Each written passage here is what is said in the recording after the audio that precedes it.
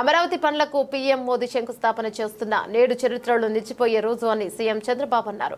గతంలో మోదీతో భేటీ ఆహ్లాదకరంగా ఉండేదని, ఇటీవల అమరావతికి రావాలని పిలవడానికి వెళ్లినప్పుడు ఆయన గంభీరంగా ఉన్నారని తెలిపారు. దానికి కారణం పహల్గామ్ ఉగ్రదాడి అని చెప్పారు. ఉగ్రవాదంపై పోరాటానికి పీఎం తీసుకునే ఏ నిర్ణయానికైనా రాష్ట్రం తరపున అండగా ఉంటామన్నారు. ఈ సందర్భంగా సీఎం హిందీలో ప్రసంగించారు. मोदी जी, हम आपके साथ हैं। आंध्र प्रदेश के 5 करोड़ लोग आपके साथ हैं।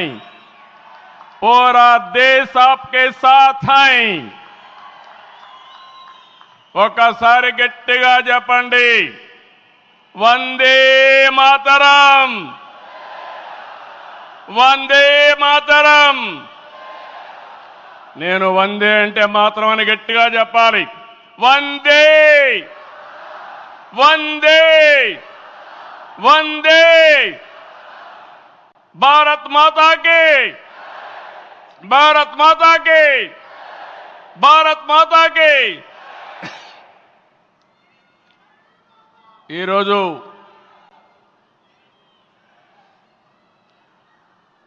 భారతదేశం మొత్తం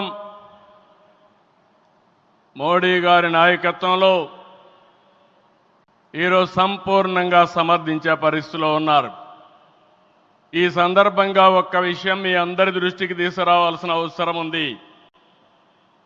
ఎప్పుడైనా సరే ఒక ఫ్యామిలీ